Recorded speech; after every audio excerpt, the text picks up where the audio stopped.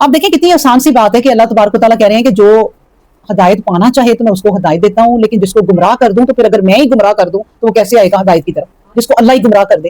اچھا یہ کتنا وہ لگتا ہے نا کہ بات کبھی کبھی پڑھے تو لگتا ہے کہ وہ اللہ ہی گمراہ جب کر دے تو پھر ہم کیا راہ پہ آئے، اللہ ہمیں نہ گمراہ کرتا۔ اب اللہ کا کیا قانون ہے کہ وہ گمراہ کیوں کرتا ہے انسان کو؟ اللہ تو کہتا ہے کہ بندے میرے راہ ہدایت پہ آ جائیں، وہ کیوں کرتا ہے پھر کہ میں نے جس کو گمراہ کر دیا پھر اس کو کوئی راہ نہیں دکھا سکتا ہے؟ یہ بات کیوں کہتے ہیں اللہ بتا دیے، بالکل یہ بھی بات ہے، دیکھیں یہ راستے بتا دیے۔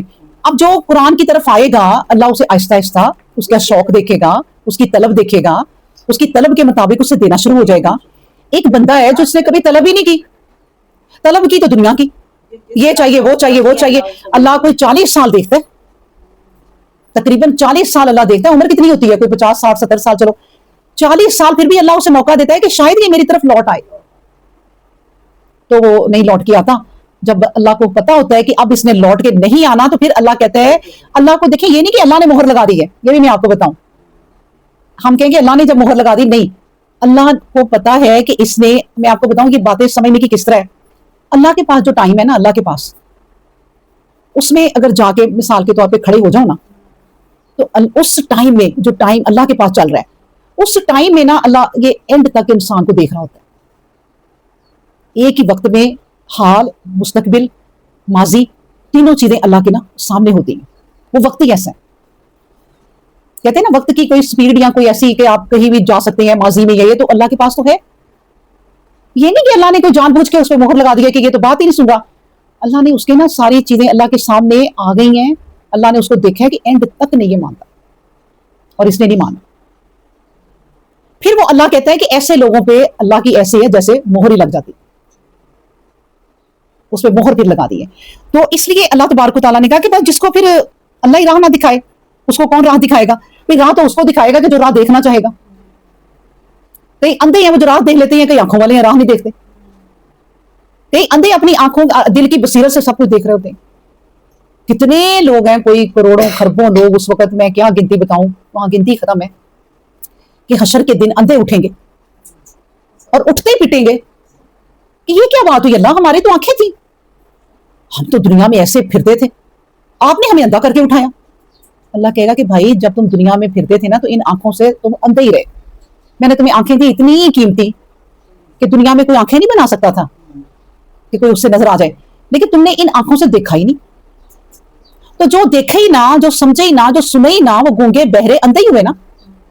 اچھے خاصے چلتے پھرتے سارے انسان اللہ کے نزدیک گونگے بہرے اندھے، کیونکہ یہ جو اعضائے جسم اللہ نے دیے اتنے قیمتی، ان سے کبھی فائدہ ہی نہیں اٹھایا، اور چیزیں دیکھتی آنکھیں نہیں تھکتی تھی۔ قرآن کھولا تو ادھر بور ہو گئے، اور یہی دیکھنے کی چیز تھی کہ یہ خط، میں آپ کو بتاؤں یہ خط لکھا ہے اللہ نے ہمارے نام۔ کسی کا بھی خط آپ کو آئے نا تو پڑھے بغیر آپ کو چین نہیں آتا کہ میں پڑھ لوں، اور اگر ماں باپ کا خط ہو اور وہ دنیا میں نہیں رہے تو بار بار بچے پڑھتے ہیں کہ میری ماں نے مجھے یہ لکھا تھا، میرے باپ نے مجھے یہ لکھا، او بھائی یہ خط ہی ہے سارے کا سارا، اللہ نے ایک انسان، اب میں بیٹھی ہوں نا تو یہ میرے نام ہے خط، سمجھ رہے ہیں نا آپ بات کو؟ تو میں آپ کو یہ بتا رہی تھی کہ دیکھیں جب اب یہ میں نے کھولا ہے نا یہ کتاب، تو اس کا مطلب ہے یہ خط اب میرے نام ہے، میں پڑھوں۔ اب اس کتاب کو سمجھیں کہ اللہ کی، اب جو پڑھ رہی ہے نا، جو بہن پڑھ رہی ہے، جو بھائی پڑھ رہا ہے، جو بچہ پڑھ رہا ہے، جس وقت بھی وہ قرآن کھولتا ہے نا تو وہ سمجھے کہ اس وقت اللہ میرے سامنے بیٹھ گیا ہے مجھے اب نصیحتیں کرنے، یہ اللہ کی باتیں ہیں جو اب وہ اس بندے سے کر رہا ہے جس نے قرآن کھول لیا، تو اب اس کو دھیان سے پڑھنا ہے۔ آپ کسی کا میسج کوئی اپنے موبائل میں پڑھیں، کیسے کھول کے پڑھتی ہیں؟ پھر آپ کو سمجھ آتی ہے اور آپ فوراً جواب دیتی ہیں کہ بھئی یہ بات ہے، تو یہ اللہ آپ کو میسج کر رہا ہے، بھائی بیٹھی ہوئی ہے قرآن کھول لیا ہے اور آپ اللہ کی بات سنیں سمجھیں۔ حضرت علی رضی اللہ عنہ کہتے تھے کہ جب کوئی قرآن کھول لیتا ہے تو وہ اللہ اس سے کلام کرتا ہے، اللہ کلام کرتا ہے، اللہ سے بات چیت ہو رہی ہے یہ۔ اور جب انسان نماز پڑھتے ہیں تو اللہ سے جو نماز ہے وہ کیا ہے؟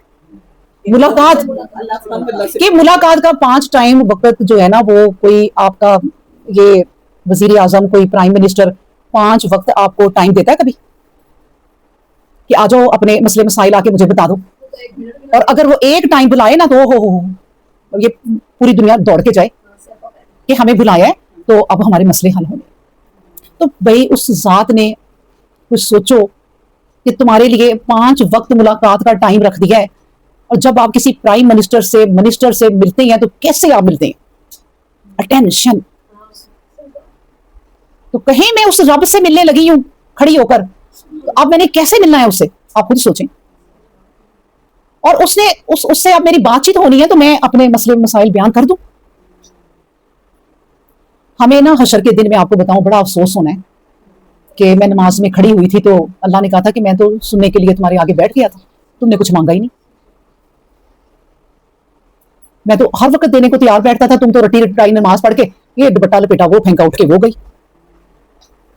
تو تم نے سوچا ہی نہیں کہ میں یہ کس کے پاس بیٹھی ہوں اور مجھے اب کیا کہنا ہے. یہاں بھی آپ کو وہی بات کوئی بلا لے نا بڑا بندہ, تو آپ لکھ کے لے کے جائیں گی کہ مجھے یہ ضرورت ہے,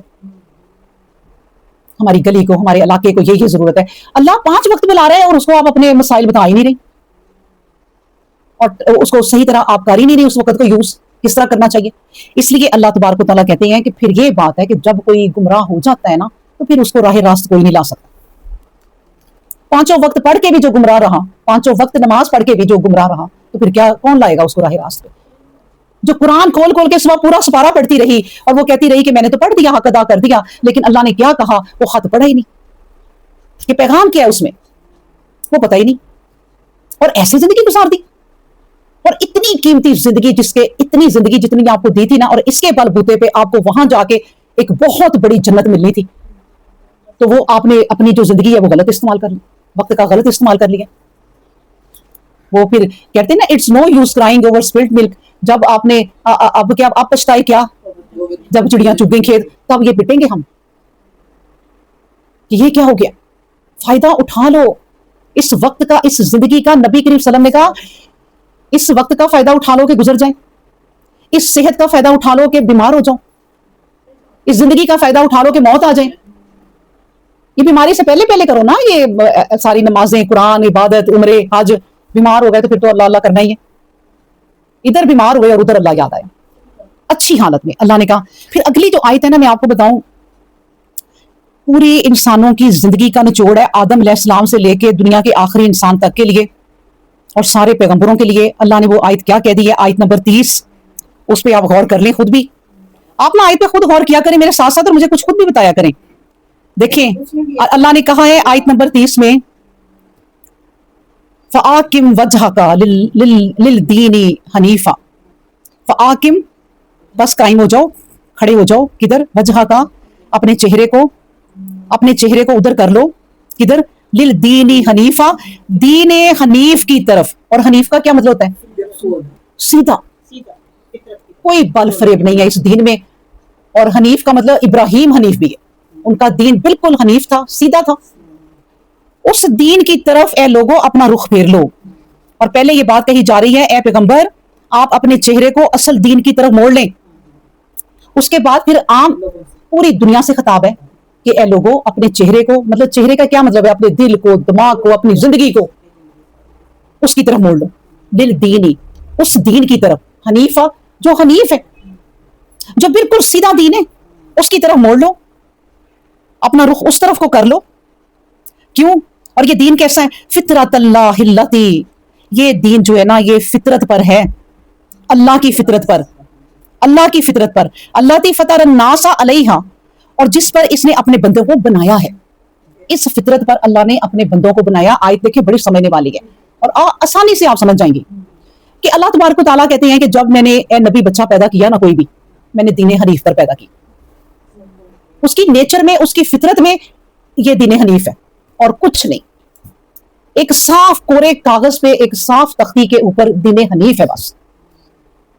وہ بچہ جب دنیا میں آتا ہے وہ صرف جانتا ہے اس دین کو, اور کسی دین کو وہ نہیں جانتا. اللہ نے کہا میں نے اس دین پر, اور یہ اللہ کی فطرت ہے, یہ اللہ کی نیچر ہے جو انسان میں ڈالی ہے. تو کہا, اور یہ وہ جب بچہ پیدا ہوتا ہے نا, پھر نبی کریم صلی اللہ علیہ وسلم نے کہا کہ جب بچہ پیدا ہوتا ہے نا وہ فطرت پر پیدا ہوتا ہے. یہ بات جو اللہ نے اب آیت میں بھی کر دی ہے. پھر اس کے ماں باپ ہیں جو اس کو یہودی, نصرانی, نصارہ, اور ہم یہ بھی اب کہہ سکتے ہیں وہابی, سنی, شیعہ, اس چیز میں بنا دیتے ہیں. اور وہ پیدا کہاں ہوا ہے؟ اللہ نے کہا فطرت پہ پیدا ہوا ہے. ہندو کے گھر بچہ پیدا ہوا نا. ایک میں آپ کو بتاؤں واقعہ, ایک جنگ تھی, مسند احمد میں ہے, حضرت اسود بن سری فرماتے ہیں کہ ہم نبی کریم صلی اللہ علیہ وسلم کے ساتھ نا ایک جہاد میں تھے, تو ہم نے نا بڑا جہاد کیا, کافروں کو مارا, یہاں تک کہ ہم نے بچوں کو ہی مار دیا. نبی کریم صلی اللہ علیہ وسلم کو جب پتا چلا کہ بچوں کو مارا ہے, تو نبی کریم صلی اللہ علیہ وسلم کا چہرہ اتر گیا اور وہ غصے سے لال ہو گیا کہ کیوں بھائی تم لوگوں نے بچوں کو کیوں مارا ہے.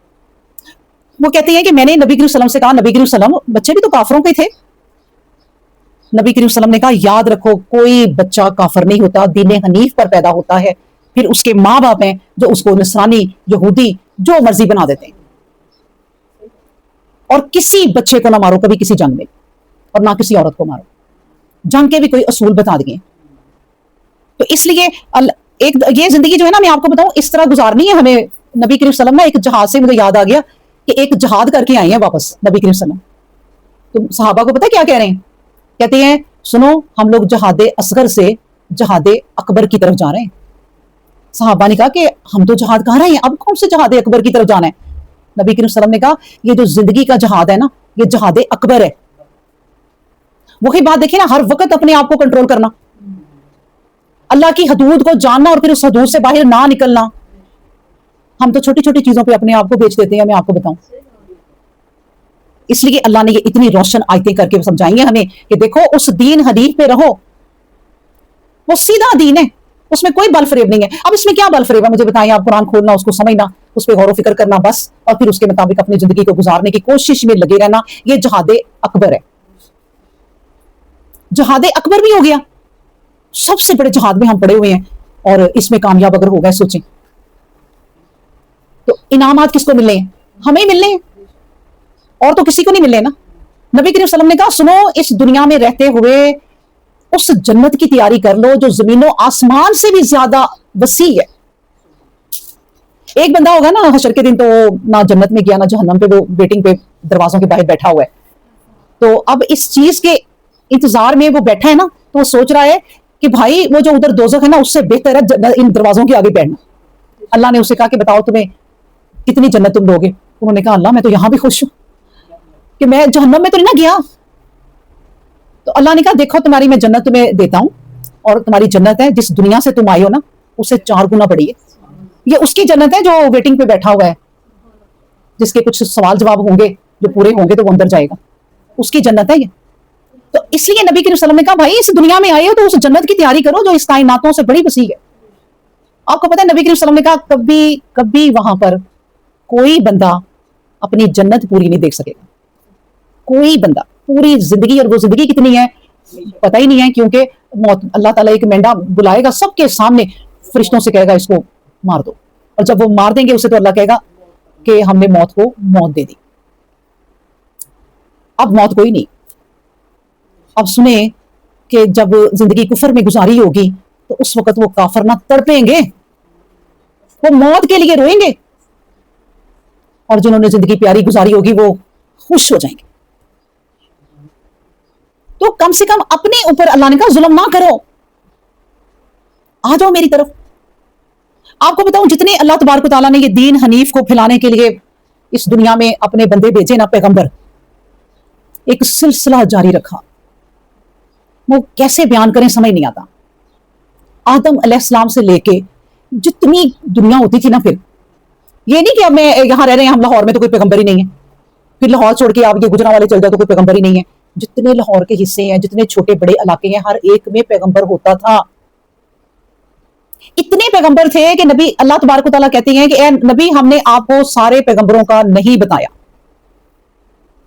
ہم نے چند پیغمبروں کا آپ کو بتا دیا ہے. اتنی اللہ نے اس انسانوں کے پیچھے اپنے پیغمبر لگائے کہ سدھر جائیں, اس دین حنیف پہ رہنا, اس سے نہ پھرنا.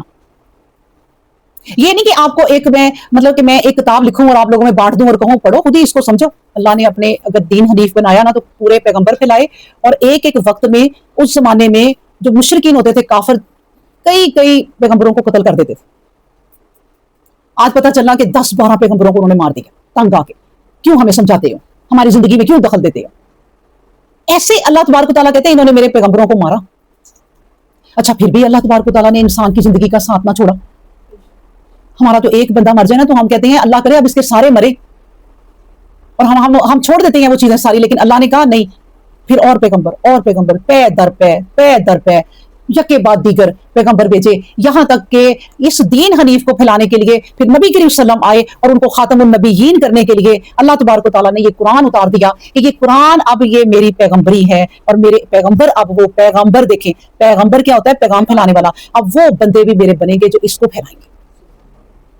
پیغمبروں کا سلسلہ ختم ہو گیا، خاتم النبیین وہ بھی آئے اور ہمیں سمجھا کے چلے گئے کہ دین حنیف کیا ہے، اس کے بعد بھی اللہ نے ختم نہیں کیا۔ بتائیں کہیں بھی اب یہ آپ کے نیٹ پہ لیکچر ہی لیکچر، یہ سلسلہ نہیں ختم ہونا، اور اتنا گہرا اور اتنا لمبا یہ سلسلہ اور اتنا پیارا، پھر بھی اگر اس سے کوئی فائدہ نہ اٹھائے، پتہ چلے وہ جہنم میں گیا۔ قبر میں جاتے ہی اندھیرے، ابھی قدموں کی آواز بھی نہیں ختم ہوگی آپ کے اپنوں کی، تو قبر میں جاتے ہی اندھیرے، تنہا رہ جائیں گے، اور اس وقت پھر اتنا پچھتائیں گے، تو کیا فائدہ کہ یہ کیا مجھے چلے گا چھوڑ کے میرے اپنے، آخری قدم کی آہٹ تک وہ چیخے گا کہ مجھے لے جاؤں۔ اس وقت کون ہوگا؟ یہی یہ قرآن، یہ دین حنیف اپنا لو۔ اچھا اب آپ کو اور بھی سمجھاتی جاؤں کہ دین حنیف کیا ہے، کہ اس کے اندر نہ بل فریب نہ ڈالو، اپنے پاس سے نہ چیزیں بناؤ، وہ بدعتیں ہیں، نہ اس کے اندر اپنے پاس سے اضافی چیزیں بناؤ، نہ اس کے اندر کوئی کمی بیشی کرو، نہ اللہ کی آیت کو سخت سے سخت ہے اس کو چھپاؤ۔ کئی علماء ہمارے کو کہتے ہیں ہم پہ بھی یہ آیت ہوگی، اس کو چھپا دو، ابھی بھی ایسی ہیں۔ ہم بنی اسرائیل کو ہی روتے رہتے ہیں کہ وہ بنی اسرائیلوں نے کتابیں بدل دی، انہوں نے اس میں تحریف کر دی، چینجنگ کر دی۔ ہمارے بھی کون ہے؟ صاف صاف بتاؤ، جو قرآن ہے نا اس کا حکم صاف دو۔ آپ جس فرقے میں بیٹھتے ہیں اس کے مطابق بات کرنے لگ جاتے ہیں تاکہ یہ فرقہ میرے سے ناراض نہ ہو۔ یہ دین حنیف، یہ فرقے بھی وہی ہیں، سارا بل فریب بھی آ گیا، کوئی فرقہ نہیں۔ نبی کریم صلی اللہ علیہ وسلم نے کہا سنو، یہ یہودیوں کے نصارہ کے 72 فرقے ہیں، میری قوم نہ 73 فرقے نہ کہیں بنا لے۔ اور یہ نہیں کہا تھا نبی کریم صلی اللہ علیہ وسلم نے کہ بناؤ گے، اور یہ اس بات کو کہیں جی نبی کریم صلی اللہ علیہ وسلم نے پیش گوئی کی تھی اس لیے بنیں گے۔ نبی کریم صلی اللہ علیہ وسلم نے کہا اس طرح نہ کر لینا، کہیں یہود و نصارہ کے 72 فرقے ہیں، تم 73 بنا لو گے، یہ نہ کر لینا۔ فرقے بنتے ہی جائیں گے، آپ فرقوں پہ فخر کرنے لگ جائیں گے، کوئی دین حنیف نہیں رہا۔ اگر ایک بندہ یا بندی اس قرآن کو بھی لے کے اور نماز اور سب چیزوں کو لے کے جو ارکان اسلام ہے چل رہی ہے، اور پھر بھی کہہ رہی ہے کہ میں سنی ہوں، میں دیوبندی ہوں، میں وہابی ہوں، تو وہ کیا کر رہی ہے؟ کچھ بھی نہیں۔ یہ ہم سمجھتے ہیں کہ مسلمان جو ہے نا وہ تو بھائی قرآن پڑھتے ہیں، وہ تو نمازیں پڑھتے ہیں، وہ تو اپنے بچوں کو لا الہ الا اللہ پر پالتے ہیں، تو وہ تو جنتی ہیں۔ یہ سب غلط فہمیاں ہیں، نکال دیں۔ جس نے جنت میں جانا ہوگا نا، یہود اور نصارہ بھی چلے جائیں گے عقیدے کی بنا پر۔ توحید ہے سب سے بڑا عقیدہ جس کو ہر پیغمبر لے کر آیا، ہر پیغمبر توحید، اللہ کے ساتھ کسی کو شریک نہیں کرنا، بس یہ سمپل سا فارمولہ اپنا لیں۔ جو بھی ہے نا، آپ نے اللہ کے خلاف، اللہ کے ساتھ کوئی شرک بات ہو رہی ہے، وہ آگے بھی یہ آیت آئے گی، اس میں زیادہ اچھا ہم پڑھ لیں گے۔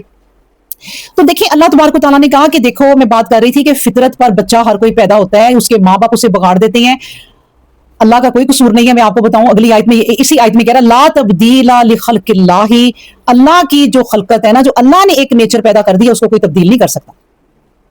ذالک الدین، ذالک الدین القیم، یہ ہے وہ دین جو قائم ہے، جو سیدھا ہے۔ اللہ نے کہا یہ دین ہے سیدھا، اس کو اپنا لو اور اپنی زندگیاں نا اس کے مطابق گزارو۔ لیکن دیکھیں بات وہی ہے، وہ رب بھی بات اگر کرتا ہے نا، رب دیکھیں آپ، وہ پھر بھی اینڈ میں کیا کہہ رہا ہے کہ وَلَٰكِنَّ أَكْثَرَ النَّاسِ لَا يَعْلَمُونَ، اکثر ہی لوگ نہیں جانیں گے، کیا کریں، اللہ نے کہہ دیا۔ اب پھر وہی بات کہ آپ کے دل میں آئے گا کہ اللہ نے جب کہہ دیا، تو باتوں کو سمجھے کہ جب اب ایک ٹیچر کے پاس بچے پڑھ رہے ہو نا، تو وہ ایک بچے کے مطابق یہ کہہ دے گا متعلق کہ تم فیل ہی ہوگے۔ اب یہ نہیں کہ بھائی ٹیچر نے بدوا دے دیا، بچے نے کہہ دیا، ٹیچر نے کہہ دیا تم فیل ہوگے، ٹیچر روز سمجھا رہا ہے، وہ نہیں مانتا، وہ اپنی تیاری نہیں کر رہا، ٹیچر نے اس کو وارننگ دے دی پر نہیں مانتا، ٹیچر نے اس کا رزلٹ بھی بتا دیا، بھائی تو نہیں پاس ہو سکتا۔ یہی ہے اللہ پہ الزام نہ دے کہ اللہ نے یہ کہہ دیا، تو اسے اللہ نے کہا بھائی پتہ ہے نہیں جانیں گے یہ لوگ، اکثر لوگ جو ہے نا بدعتیں کریں گے۔ آپ یقین کریں اپنے پیروں فقیروں کے لیے، وہ میں پیروں فقیروں کو برا نہیں کہہ رہی، بڑے بڑے اولیاء ہیں جو اللہ کے واقعی اولیاء ہیں، جو اللہ کے قریب ہیں، اور جتنے بھی یہ مزار وغیرہ ہیں نا، میں ان کو بھی نہیں برا کہہ رہی، ہمیں کیا پتا بھائی وہ نیک بندہ ہو. ہم برا کہہ رہے ہیں جو ان کی طرف جاتا ہے اللہ کو چھوڑ کے. اور اللہ قرآن میں یہ بات کہہ رہا ہے کہ وہی وہ جس کے پاس تم جاتی تھی روزانہ, وہ سامنے کھڑا کر کے میں پوچھوں گا بھائی تم نے اسے کہا تھا میری قبر پہ آیا کر, وہ کہے گا اللہ مجھے تو نہیں پتا, مجھے تو پتا ہی نہیں ہے کہ یہ میری قبر پہ آتی تھی. تو یہ بات ہے. اس لیے ہم انہیں کیسے جو اللہ کے پاس چلے گئے ہیں بندے, وہ چاہے مزاروں میں ہیں چاہے ان کے کوئی ہیں, ہمیں کیا پتا بھائی وہ اللہ کے نیک بندے ہوں. جانے والے برے ہیں. زندوں کے لیے یہ باتیں ہیں, زندوں کے لیے جو مر گئے ہیں نا ان کو اللہ دیکھ لے گا. پھر اگلی آیت دیکھیں آپ ذرا, منیبین علیہ, اس کی طرف رجوع کر لو. دیکھیں پہلا لفظ ہی کیا کہا ہے, منیبین علیہ, اللہ کے بندو اللہ کی طرف رجوع کر لو, آ جاؤ اس کی طرف لوٹ کے. اور کیا کرو, وَاتَّقُوهُ, اس سے ڈرو. اور ڈرو گے تو پھر کیا کرنا ہے, وَآقِمُوا الصَّلَاةَ, نماز قائم کرو. اور سن لو, وَلَا تَكُونُوا مِنَ الْمُشْرِكِينَ, اور مشرکین میں سے نہ ہو جانا, شرک نہ کرنا. دیکھیں پھر اللہ اب اپنے بندوں کو کیسے, غصہ بھی کہہ لیں چاہے پیار بھی کہہ لیں, منیبین, آ جاؤ رجوع کر لو.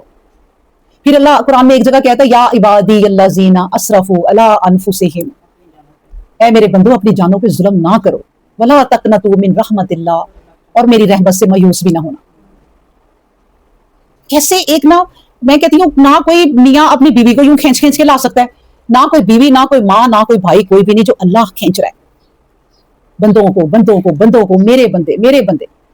اچھا زمین سے آسمان تک گناہ کر لو, آ جاؤ میرے سے آ کے توبہ کر لو, توبہ کے دروازے کھلے ہیں, فائدہ اٹھا لو. اتنے ہم لکی ہیں نا, میں آپ کو بتاؤں اتنے ہم لکی ہیں ہم لوگ آج کے دور کے جتنے انسان ہم جا رہے ہیں نا, کہ شکر کرو کہ سورج ہماری دفعہ مغرب سے ابھی تک نہیں نکلا. یہ نشانی ہونی ہے کہ سورج, نبی کریم صلی اللہ علیہ وسلم نے کہا روز جاتا ہے اپنے رب کے پاس, اور پھر حکم کے انتظار میں کہ اللہ میں نکلوں, تو وہ اللہ کہتے جاؤ نکلو, اجازت لے کے نکلتا ہے.